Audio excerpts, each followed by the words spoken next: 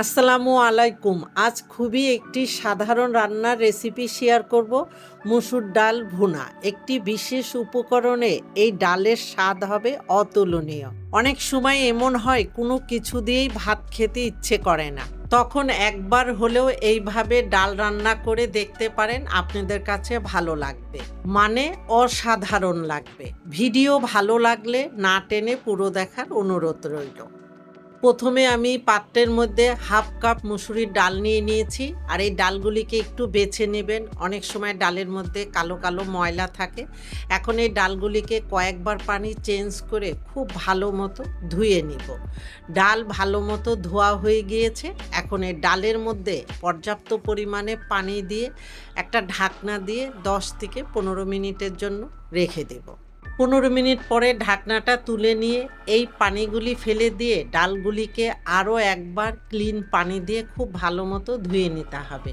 ডাল আরও একবার ভালো মতো ধোয়া হয়ে গিয়েছে। এখন ডালের মধ্যে দিয়ে দিব হাফ কাপ পেঁয়াজ একটু মোটা করে কেটে নিয়েছি, একটা ইন্ডিয়ান বড় রসুন কিউব করে কেটে নিয়েছি, আর এখানে স্বাদ মতো কাঁচামরিচ দিয়ে দিচ্ছি। তবে ডালে একটু ঝাল হলে খেতে ভালো লাগে। একটি তেজপাতা মাঝখান দিয়ে ছিঁড়ে দিয়েছি। দিয়ে দিচ্ছি স্বাদ মতো লবণ এবং হাফ চা চামচের একটু কম হলুদের গুঁড়া দিয়ে দিচ্ছি। আর এখানে আমি একদম অল্প পরিমাণে, মানে 2 টেবিল চামচের মতো রান্নার তেল দিয়ে এখন ডালের সাথে সব মশলাগুলি হাত দিয়ে খুব ভালো মতো মেখে নিতে হবে। যখন ভালো মতো ডালের সাথে সব কিছু মাখানো হয়ে গিয়েছে, তখন এখানে আমি 2.5 কাপের মতো নর্মাল পানি দিয়ে দিচ্ছি ডাল সেদ্ধর জন্য। তবে এখানে যদি আপনাদের পানির প্রয়োজন হয়, পরে এখানে আরও কিছুটা গরম পানি অ্যাড করতে পারেন।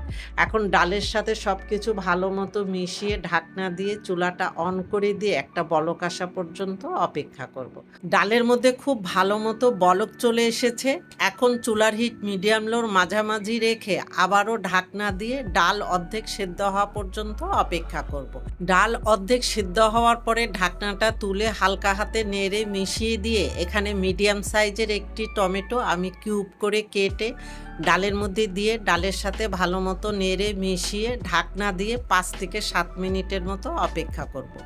7 মিনিট পরে ঢাকনাটা তুলে নিচ্ছি, আর টমেটোটা দেখেন খুব ভালো মতো সিদ্ধ হয়ে ডালের সাথে মিশে গিয়েছে। এখন ডালের মধ্যে স্বাদ মতো ধনিয়া পাতা কুচি, স্বাদ মতো আরও কিছুটা কাঁচামরিচ দিয়ে আবারও ভালো মতো নেড়ে মিশিয়ে দিয়ে এখন চুলার হিট মিডিয়াম লোর মাঝামাঝি রেখে 3 মিনিটের মতো অপেক্ষা করব। 3 মিনিট পরে আমি ঢাকনাটা তুলে নিচ্ছি। এইবার আমার এই লোভনীয় মুসুরির ডাল ভুনার স্বাদ আরও বহুগুণে বাড়ানোর জন্য একটি বিশেষ উপকরণ অ্যাড করব। 1 টেবিল চামচ গাওয়া ঘি। ঘিটা দিয়ে ডালের সাথে খুব ভালো মতো নেড়ে মিশিয়ে নিয়ে এইবার আমি চুলাটা অফ করে দিয়েছি। এবার ঢাকনা দিয়ে চুলার উপরে পাত্রটা 2 থেকে 3 মিনিটের মতো রেখে এখন এই গরম গরম ডাল আমি একটি সার্ভিং ডিশে ঢেলে নিয়ে এই গরম গরম ডাল গরম গরম ভাতের সাথে পরিবেশনের আগে ডালের উপরে আবারও সামান্য একটু ঘি দিয়ে এখন এর সাথে একটা গরম গরম ডিম ভাজা, সত্যি আর কি লাগে। আপনারা ভালো থাকবেন, আমাদের জন্য দোয়া করবেন। আল্লাহ হাফেজ।